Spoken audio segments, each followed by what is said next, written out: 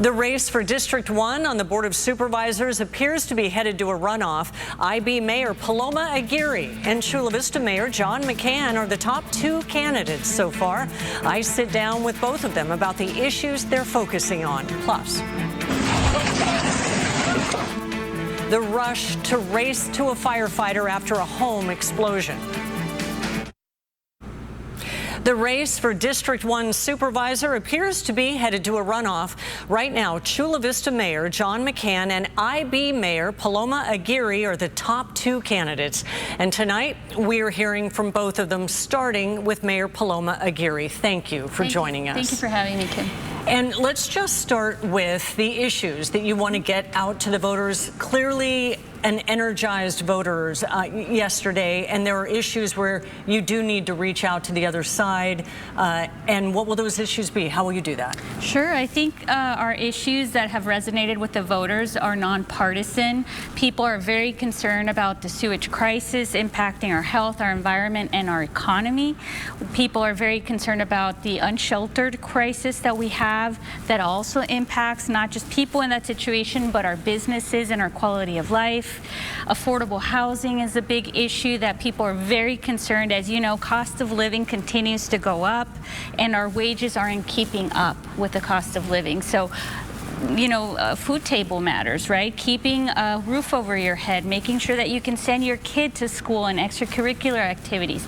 Those are the types of issues that people are concerned with, and they see a clear champion in me, because I am someone that will bring, you know, the balance of power back to the county so that we don't regress to the days of Republican-controlled county where south of the 8 was an afterthought. And with everything coming out of the White House right now, the cuts on our entitlement programs, our cuts, or proposed cuts on Medicaid and Medicare, elderly just stressed out of their minds because they don't know if they'll be able to put food on the table if their Social Security is cut. So those are the issues that people are concerned about. And when it came to labor, it was split a bit. Vivian Moreno did get some labor, you got others, but going into July, how will you reach out to those that didn't vote for you this time? Yeah, so labor, there were a couple unions that didn't go our way. They've already reached out to us. We're consolidating. We've had a lot of calls, people who are supporting us moving forward. With the voters, we got quite a few Republicans and independents, precisely for the reasons I mentioned earlier. There's a lot of disillusionment right now, you know, people that were laid off, cuts that are coming to veterans programs. We have a big Navy community here in South Bay especially, and we just don't have a White House that's standing up for them. And we need to hold that line at the county, and with me there, that's what differentiates me from my opponent.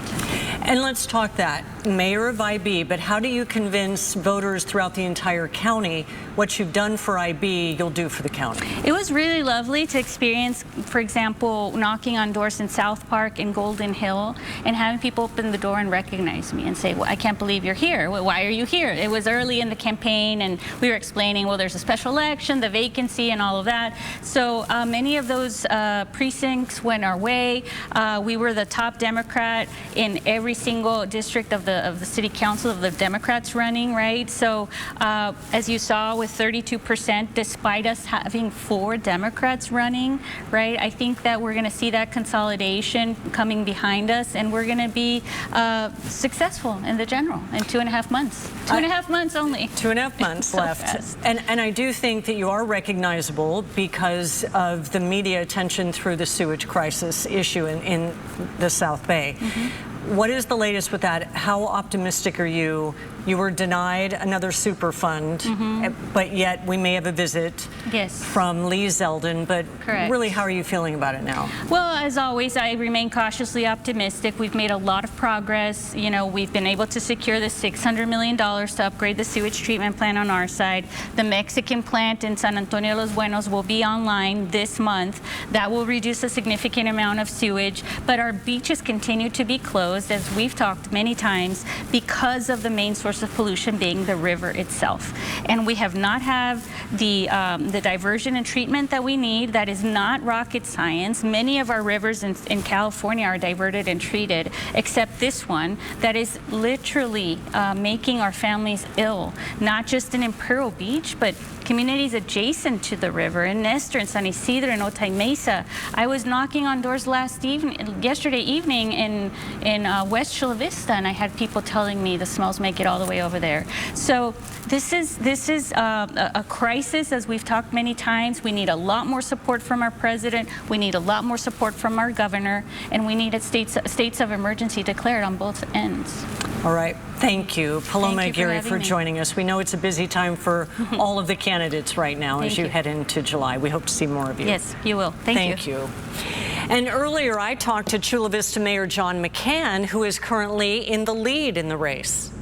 You have to be happy with the numbers so far. In a district with only 22% Republicans, you have come in at this point with 43% of the vote.